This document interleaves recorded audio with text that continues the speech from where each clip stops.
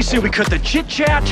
A-hole! This year we're going to grab the bull by the balls and kick those punks off campus. Well, looks like the cows have come home to roost. You're very welcome along to another edition of the Entertainment.ie movie show. This week we're talking Kingsman, Maze and Borg McEnroe, and Brian Lloyd over there, your man over there, also had a chat with Tom Lawlor, Vaughan Lawlor. Tom Vaughan Lawlor. Nidge, yeah. Nidge. Exclusive. He got amazing stuff out of him about the Avengers. Didn't you, Brian? You didn't get anything out of him about the Avengers? That's what he said in your headline. You lied to me. Look, listen, right? He legally was allowed to tell me 3 things, and you'll see this in the clip. He was literally allowed to tell me 3 things. Non-disclosure agreements, okay? He was allowed. Did he show you the non-disclosure agreement? He may as well have, because apparently he was saying afterwards, after the cameras went off, he said are those non-disclosure agreements as bad as everyone says they are? And he was like, oh yeah. He says they're literally this thick, and it's just sign. Like if he said anything, he would have been screwed. Would you read it if it was you? Would you read this 15-page non-disclosure agreement? Would you just be like, yeah, I'm sure it's grand, and then sign your life away? Well, you wouldn't see. This is it. I'm doing 15 Marvel films. But he wouldn't even know. But see, this is it, and this is the point he made. He said I could literally just say. He couldn't even tell me that the name of his character in the film. Yeah. Yet everybody knows what it is. It's hilarious. Sure, I'll tell you what. We might as well take a look at your chat. With the 2 lads now. What can you tell me? I'm sorry I have to do this, but I'll get shot if I don't ask. What can you tell me and what can't you tell me about Avengers Infinity War? I can tell you it's called Avengers Infinity War. Sure. I can tell you I'm in it. Yeah. Can you tell me the name of your character? I can't. I can tell you it's filmed in Atlanta. Okay. And the big thing I can tell you is that all the big actors that I've been working with are all lovely. And I mean that truthfully. Sure, yeah, okay. Because sometimes you hear stories about actors on sets and pictures. Everyone I've worked on that set is absolutely gorgeous. Okay. Who shall remain nameless? Who shall remain nameless? The big ones. The big ones. And they're all lovely. That we cannot confirm or deny. Exactly. Okay. Can you confirm or deny anything that he said? I know nothing. He signed a non-disclosure form when I first met him. Every job, even if I haven't done it, I always get my co-stars to sign non-disclosure forms. I'm actually. Are you actually serious? I'm just much better at keeping secrets. I'm in it as well. Are you really? Are you really? I can't tell you that. I can't say. This implacable, just completely just I love it. Okay, Brian, we're going to talk about Maze now in a second, but how did you go on with the 2 lads? Yeah, very good. He's really taken off. Isn't it's he? Barry Ward as well, obviously, but Tom Lawlor has really taken off. Yeah, definitely. And apparently he was in that film last year, The Infiltrator. Remember that? Oh, yeah. With Bryan Cranston. Yeah. And apparently it was Cranston who really pushed for him to get on the cast. Apparently he watched Love Hate. Apparently he was really. Apparently, yeah, he'd seen either he'd seen him in Love Hate, or I think he might have seen him in theatre or something. But apparently Cranston was a fan of him and really pushed for him to be in The Infiltrator. Isn't he going to be on the Late this weekend? Wasn't there going to be? No, it was last weekend. There was going to be an announcement or something, but there actually kind of wasn't. Anyway, let's talk about Maze. Yeah. Both of you guys have seen this one. Mm-hmm. Okay, Brian, sum it up for me in terms of plot. It's follows the Maze escape in the 1973, I want to say. Just say early 70s. Early 70s, yeah. Fine. Early 70s, yeah. And Tom Vaughan Lawlor plays a guy called Larry Marley, who was an IRA operative who was imprisoned in the Maze. And it's kind of, it's weird. This is, it's a good film, right? It is a good film. But I don't know about you, but when I was watching it, I felt that on the one hand, it was trying to be, a straightforward escape thriller, as in, they've got this plan and they've got to get out, and, it's all like a real thriller. And then other parts, they were trying to make it into a sort of a political drama. So they're trying to make a point. Yeah, they were trying to make a point out of it and trying to be like, violence never solves anything. But then, literally in the next scene, they're planning a way of how they're going to knock the guard out and do all this stuff to escape. And then a third part of it is, kind of I don't know, some sort of grudging respect happens between Barry Ward's character, who was the prison warden or prison warden. I heard he's great in it. Yeah, he's brilliant in it. And this thing, the acting in it is incredible. The acting is really, really well done. They really do kind of ground it in a sense of place, because apparently they did film in a real prison, and it really looks authentic and stuff. But it's the tone of it, I guess, is just all over the place. Would you agree with that, Dee? Yeah, I would agree. Yeah. And as well, not that I'm criticizing Tom Vaughan Lawlor, but I was watching it kind of waiting for the nidge to come out. Yeah. You kind of are as well, because the movie is, intending on building on this kind of tense ambience and everything, and you're just kind of waiting for him to explode, and he never really does. It's not really that type of character, and I just don't know if he brought that same intensity to the role as we've seen him in the likes of Love Hate, and as I'm sure we will see him do in Avengers, if that kind of initial, know how there was that photo came out of him and that's how the whole thing came out. But I thought Barry Ward especially was excellent. I've seen him before in Jimmy's Hall, and I think he's a really great Irish actor. Doesn't get enough credit. So solid from both of you. It's kind of solid watching. Yeah, solid film. Yeah. Okay, before we move on to Kingsman, there's another film we want to talk about too. Borg McEnroe. Borg McEnroe, or as you said, it's called in Sweden, Borg. It's just called Borg in Sweden, because it's they just trimmed the fat straight off that one, didn't they? Straight off, and like the problem, not problem, but like we were just saying this before we went on air. It's essentially a biopic of Bjorn Borg with a little bit of John McEnroe tacked onto the side of it, like Shia LaBeouf playing John McEnroe, and he's brilliant. It's great casting. Great casting. Like you could not ask for anyone to play John McEnroe other than Shia LaBeouf, because he's got the hair as well. Well, he's got the hair, but he's also got the attitude as well. You know, that kind of like anyone who's into tennis will know that John McEnroe throughout the 80s, he was walking around with a permanent chip on his shoulder. He just was so cannot be serious. Yeah, the whole like super brat, and he was just like getting fucked off with the umpires all the time, and he was like beating the shit out of his rackets. And when LaBeouf does it in the film, I thought he really it was like watching him. Like he was really kind of captured it. But the problem is that as great and all as Borg was, the guy who as he was playing McEnroe, the guy who was playing Bjorn Borg, I thought was boring as shit.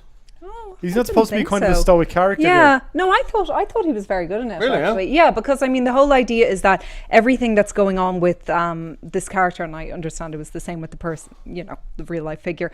He's just like kind of quietly like in his head all the time, and he's so like intense. He's insular. Yeah, exactly. So you definitely get that vibe. But I did feel that if there was more balance between Borg and McEnroe, it would have made for a more interesting film. Because we basically kind of get flashbacks of both of these characters, and we see how they got to where they are, with their childhood upbringings and everything like that, and kind of these trauma, because they both kind of have these chips on their shoulders that they're bearing.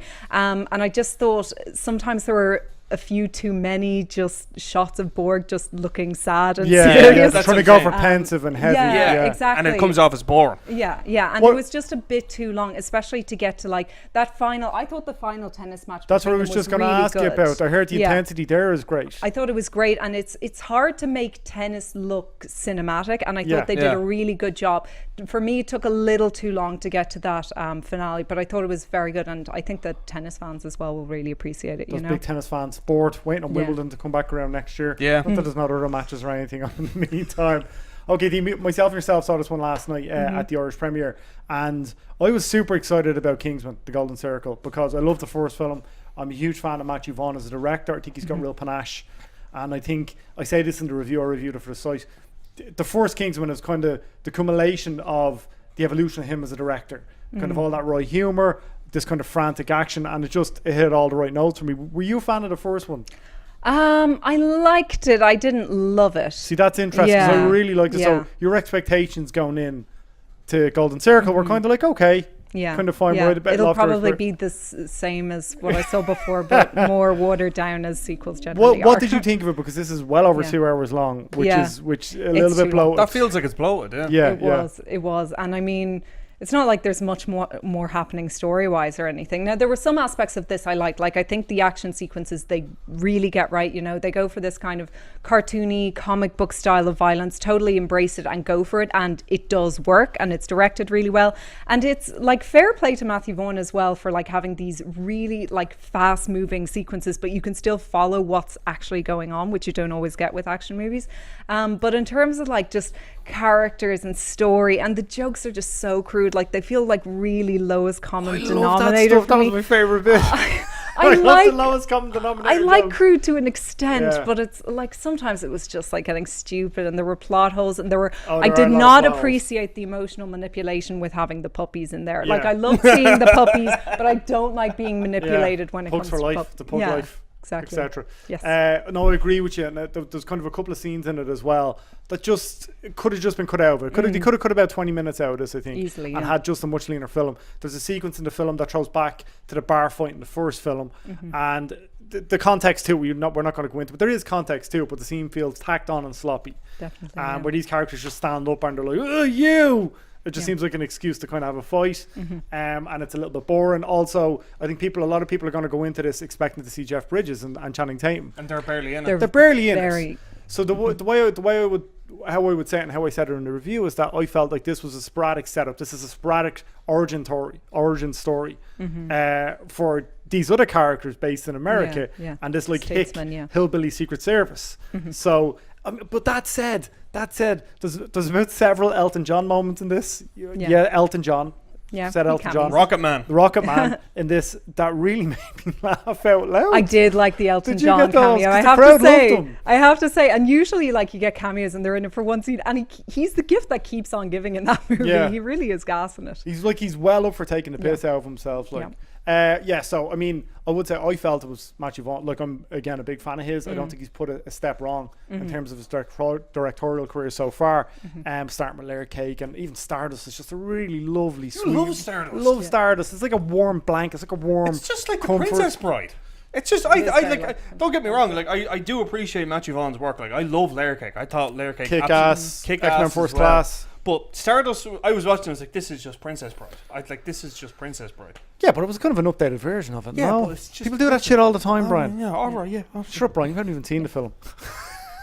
Let's Grand. wind them up. Yeah, so Accumulation D, it's solid. Yeah, it's solid enough. Fine. You got I some think laughs if you from like it. the first one, definitely you'll enjoy it. But maybe it's because I wasn't as big a fan of the first. Yeah. I kind of went in and I'm like, it's more of the same stuff that I wasn't particularly mad about in the first. So, would you go and see a spin-off with Channing Tatum and Jeff Bridges and Halle Berry? oh, it's kind of hard to picture because you saw so little of them in this movie, and like Halle Berry is given nothing to work with. Yeah. I mean, sometimes the way they write these characters. Anyway, He's kind of written as kind of a could folly, work, not a folly, but as a counter to Mark Strong. Yeah, who's just he plays Merlin, who's just awesome. Yeah, he is such a awesome, good actor, and one Doesn't of the get the best. credit. Does not get the credit. He has a flawless Scottish accent and is one of the nicest men. Yeah. You'll ever interview. I'm going to call it one of the most underrated movies of last year, Grimsby, with Sacha Baron Cohen. It's so funny, I swear. Watch it. Now that's the kind You of had crazy where everybody, I D. like. You had everybody. No, it is on funny. board with D, It and then you is said funny. that, and Okay. they were like, Well, you know what? Jesus. People can't talk because no one went to see it. That's So nobody's actually seen it. That's a fair point. Exactly. I actually really like Grimsby. I That thought is it's hilarious. So funny. It's so funny. Before we go, I'm telling you, this check it week, out. lads, I have to say I went to see Wind River a second time. I Yeah. was saying actually, like when I really like Yeah. a movie or a movie takes a while to digest, I'll pay and go and see it. You know, like and go and see it with a crowd and blown away. Second time seeing it. For me, best film of the year so far. Really? Brilliant, Oh, yeah. just layered, nuanced, just perfect. Like, and I know there was a lot of discussion about it in the office, as there was about Mother. There's been many discussion about Mother. Fiona Flynn, TV editor, went to see Mother last night and she loved it. She loved So it. like, yeah. And so did D. So did D. You and so did hated D. it. I hated It's been a it. very And I'm- visceral response to it. great. And I'm doubling down on it. And I tell you what, coming at me on Twitter or whatever. Brian Lloyd. At Can we me. can we flash that up, talk Charlotte? about Mother. Can we flash up at Brian Lloyd? Like right there. Coming Abuse him. at me and let's talk Abuse about him. Mother because it's shit. If you liked it, you Very can at me aggressive. and we can have an at off. Come at me because it's shit. You're so aggressive. You're so aggressive. So Brian. angry. Jesus Christ. Flash it up. Sorry, but it is shit. That film really pissed me off. You're even more mad about it this art. week than It's last art. I know. It's And art. do you know Jesus. why? Art. Because no, How can you judge art? no, You because just have to consume it and Exactly. experience it. No, it's Exactly, because Mike. people have been. This is not word of a lie, right? I had about over the weekend. I had about 3 texts from people saying, "Oh yeah, I'm going to see Mother. Is it any good?" I was like, "No, I hate it. I'm going to go see it anyway." Like Shows how much they hold your opinion in. that's Brian, doesn't it? Doesn't it? Yeah. So that's why I'm kind of the anger is coming up because of that. Like, But it is a movie worth going to see. I mean, you even said it yourself. yes, You know? But I think that it's a bad film. I think it's a really, really bad film, and I don't get why people are giving Maybe it you 4 and just 5 didn't stars. get it. I did get it. All right. How about that Tom Vaughan Lawlor exclusive? Sorry, I shouted there and I could hear shout. I'm really sorry. People are on their Facebook and Twitter like, Jesus Christ, Brian's really worked up this week. Exclusive Tom Vaughan Lawlor Avengers movie, though, Brian. How about that, huh? That was about class. that, huh? What a scoop. That's it for this week. Huge thanks to Charlotte Reed in production. We'll see you next Thursday at 9 bells.